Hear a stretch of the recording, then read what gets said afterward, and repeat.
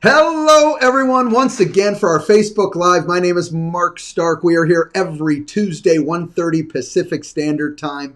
I'm going to start a new series. In fact, it's going to be a 10-week series. And what I'm going to be doing is breaking down into little bites our overall training and recommendation for driving your business forward. And we're always upgrading and tweaking the company-wide training. And I think what this will help you do is really, like I said, in small bites, understand the foundation that you need to build on to be successful.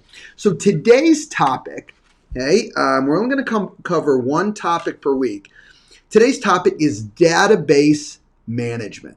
Now, may not sound too exciting, but if you're running a real estate business, it better sound exciting because it's extremely important. In fact, database management begins, in fact, it's number one on the list because it is a foundational item that if you don't have a quality foundation or a quality database, okay, that you can manage, guess what? Your foundation will crumble, and we don't want that. All right, so let's jump right in here. When I say database management, what am I really talking about?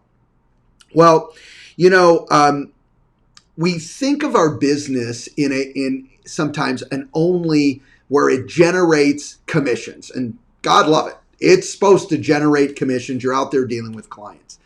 But when you think about database management and you understand that you're running a business, I want to tweak that thought process. In fact, not an or, but make an and. Certainly, it's there to generate commissions. And a database is the asset. Within our business, the real estate sales business, your database, I want you to also look at it as your asset. So it generates cash flow, but it's also the asset of your business. So what does it do? Why do we need a database? Well, one, it generates short-term wins, okay, which is, commission income. It helps you generate that, and you will generate more of it when you have a clean database that you can manage. Two, it creates long-term value. So if you want to build your business and say, I'm not only investing in generating commissions and making income each and every day that I operate, I'm also generating an asset, like you would own a piece of real estate. Let's say you own a rental. You're getting rental income in, but you own an asset. And if that asset happens to go up in value, when you choose to sell it, if you ever choose to sell it, there's a value there that's separate from the rents that you earn. One is cash flow and the other is asset value. Well, a database that you can manage, a clean database, is not only generating that income, like those rents, but it's also giving you the ability to build an asset over time for retirement and or exit strategy. Now, I have to say this, because this is a foundational item that is a must that you have in your business.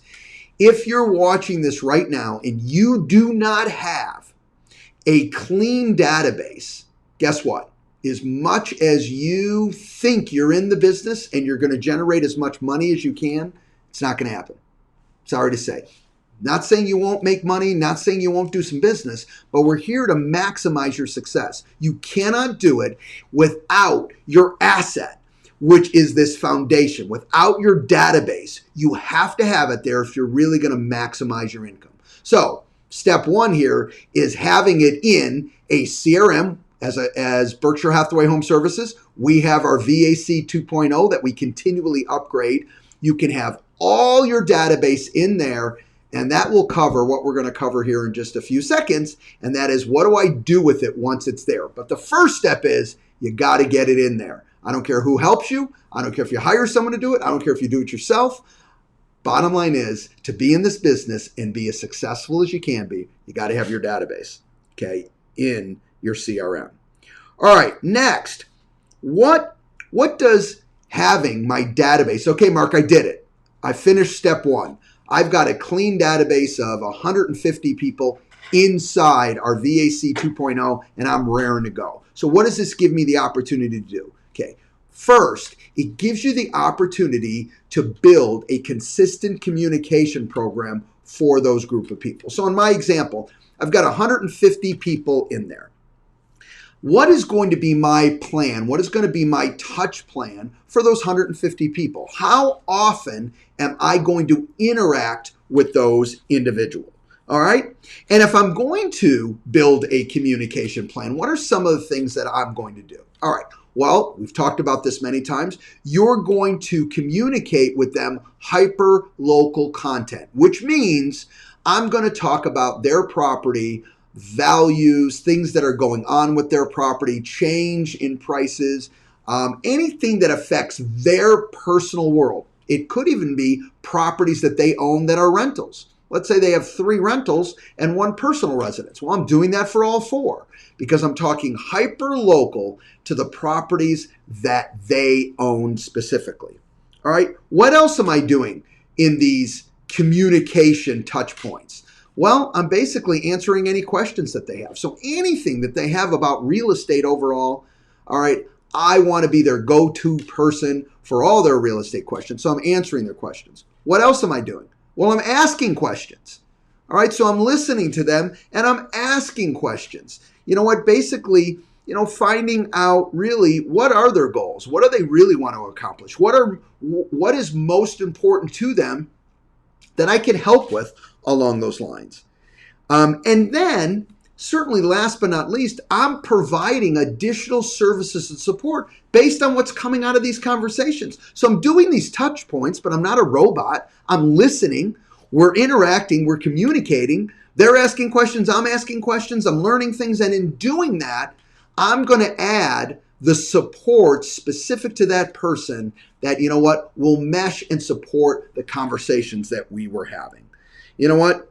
Ultimately, we want to earn the right to be their trusted advisor. This is the process to do so. Starts with a powerful conversation. From that powerful conversation, you learn things, and it changes the way you interact and act with that person and help them. Guess what? More and more and more, moving you closer to being their personal trusted advisor. All right. What else? Third and final. All right. So I've got my database in there. It's organized. I'm excited, Mark. Don't worry, I get it. Every new person I interact with, for whatever reason, I add to my database. Great job. Secondly, I understand I've got to have a communication plan for everybody in my database. I've got that down. I know exactly how many times a year I'm going to interact, some personal, some by email, some digitally, whatever it is. I've got that plan. What's next? The third item is your goal is to learn more info about the people in there. So, initially with the 150 people in my example, I have a lot of quality information. I mean, I've got where they live. I've got their rentals. I've got basic information. I've got their email address, key phone numbers, maybe even got where they work or whatever. So I've built some good information in there. Well, guess what? Here's a goal for you. Every time you talk with them, you should have a goal to learn one more thing that you don't know. All right, so now I'm taking that asset and I'm making it even more powerful because I'm saying, I didn't know they were originally from Chicago. I didn't know that they work here. I didn't know that the husband asked the wife to marry him at this restaurant. Now I know this is their favorite restaurant. And they love it, and they go all the time, and it brings back amazing positive memories for them. So over time, you learn about the family unit. You learn about pets. You learn where they vacation. You learn, because you have a premeditated plan of attack, then when you talk to them, my goal is I'm going to learn one more thing. And that may come with me asking questions to pull out that one more new item that I want to learn about them, which, by the way, when you do, opens up a wealth of new conversations. I hear a lot of sales executives ask me and go, well, what do you say? I kind of feel dumb. I just call up and go, hey, how you doing? Just checking in. Well, you know what? That's because you didn't give it enough thought of when you were going to reach out. What do I want to learn about this person?